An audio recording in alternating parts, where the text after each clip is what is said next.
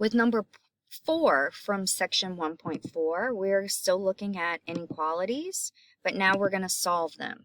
So when you're solving inequalities, you treat it the same steps as if it was like an equal sign, except there's only one rule at the end. If you're dividing by a negative number, your sign flips. So let's distribute the 6 into everything behind it, then distribute that 3.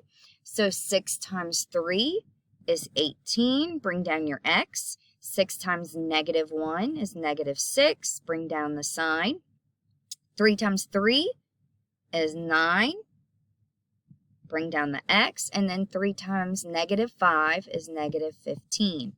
Now we need to get our x's on one side. So I have an 18x and a 9x. If you move the smaller x, then you won't ever have to deal with that negative x at the end. So I'm going to move my 9. It's a positive, so I'm going to subtract 9 on both sides. So 18 minus 9 is 9x. Bring down your negative 6. Bring down your signs. Those 9's canceled, so now just bring down that negative 15. So I have a negative 6 and a negative 15 on both sides. I can't move that negative 15 because it's holding down that right side. So you need to bring your 6 over. So it's a negative, so I'm going to add 6 to both sides. Bring down my 9x. Those 6's cancel. Bring down my sign. Then negative 15 plus 6 is negative 9. So I still have a 9 in the way. So I need to divide 9 on both sides. Bring down your x, bring down your sign. We did not divide by a negative, so just bring down the sign. So now divide. Negative 9 divided by 9 is negative 1. So let's graph that first. So I'm going to graph. Put your negative 1 in the middle. And the mouth or the sign is opening to the larger number, so it's opening to x. So I know x is larger than negative 1. And so now I need to decide, is it a parentheses or bracket? It is a parentheses. So I'm going to put a parentheses here. And then now I'm going to write it as an interval. So I need to decide, am I shading towards the negative infinity or positive infinity? I am going towards the positive infinity. So I know that negative 1 is the smallest, comma, positive infinity.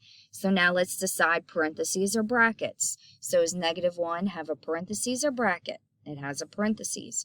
My infinity always has a parentheses, so you should never question that.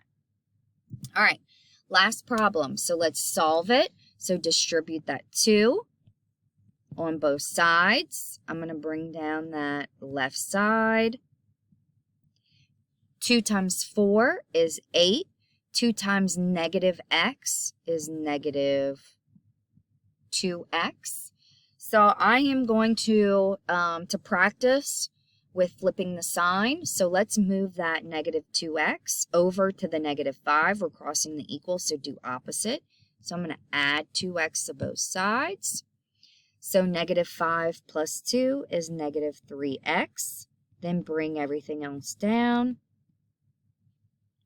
Then I have the 2 and the 8. Well, I can't move the 8, so I'm going to move this 2. You're crossing the equal, so do opposite. So I'm going to subtract 2 on both sides.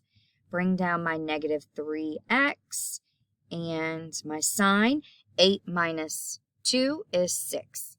So I have that negative 3 in front. We are going to divide by negative 3 to get x by itself. So this is the rule on your last step. If you're dividing by a negative number, your sign flips. So we are dividing by negative 3.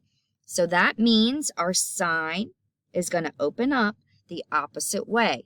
So those 3's cancel on the left. Bring down your x. 6 divided by negative 3 is negative 2. So put your graphing line. Put that negative 2 in the center. So the mouth opens to the bigger number. So that means that negative 2 is our biggest number. So we're going to shade to the smaller. Now we need to decide, is it a parentheses or a bracket above the negative 2? Well, it has that extra line underneath. So that means it's a bracket. So let's write it as an interval. So are we shading towards the negative infinity or positive infinity? We are going towards the negative infinity. So let's list the smallest first, that negative infinity, comma, -2. Infinities can only have a parenthesis. Now that -2, did we say that was a parenthesis or bracket? That was a bracket.